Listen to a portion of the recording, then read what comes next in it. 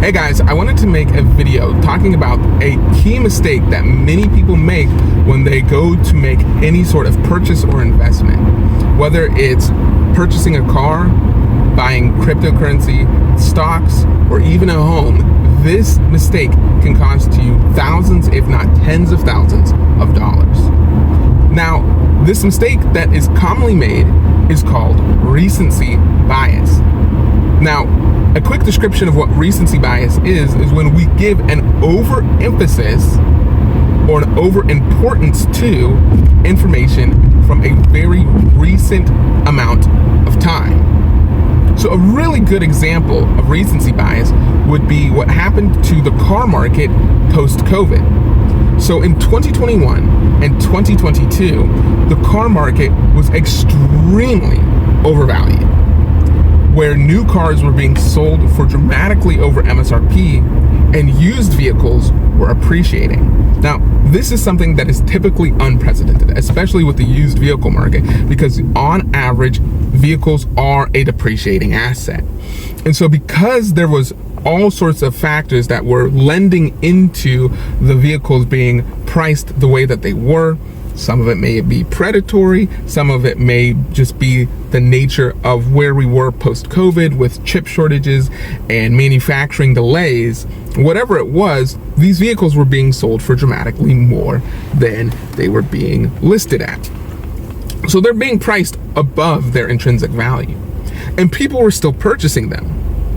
Now, what really killed it was the fact that a lot of people started purchasing vehicles as speculative investments. Now, there's, tulip frenzy, and maybe there was a little bit of that at play here, but you could purchase a brand new vehicle and make anywhere from $15,000 to $35,000 on this vehicle if you flipped it. And so a lot of people were purchasing these cars as speculative investments, not realizing that they were falling right into the trap of recency bias. They took a very small set of data where vehicles spiked in price, but they didn't account for the fact that those prices may come back down and the demand might not be there for their vehicles. And here we are 2-3 years later, and look at where the car market is today in December of 2024.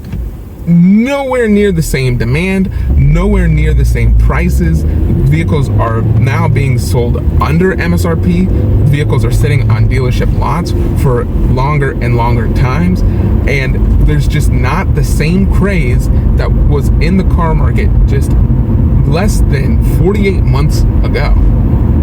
And when you look at these cars that were purchased back in 2021 and 2022, they have lost an incredible amount of worth, especially when compared to their purchase prices. Not even just what the manufacturer's MSRP price was.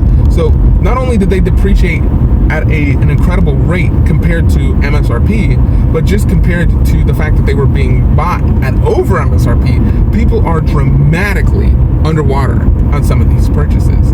And that is what the plague of recency bias can do to us. It can make us take a very short set of data points and make our own financial purchasing decisions based off of that. And that can happen in not only the car market, but it's also a concern when I look at where the stock market and where Bitcoin is right now.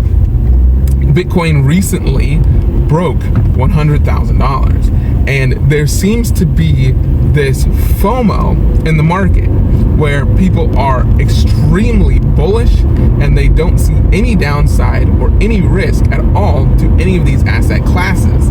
And to me, that screams nothing but warning signals, because I know that if I just take a little bit of a panned out view of these asset classes, that these are generational movements. They're calling it now the Trump bump or the Trump pump into the market, where there is a lot of euphorism in the market right now. But I'm not telling you this to have you buy, hold, or sell. I can't tell you to do those things.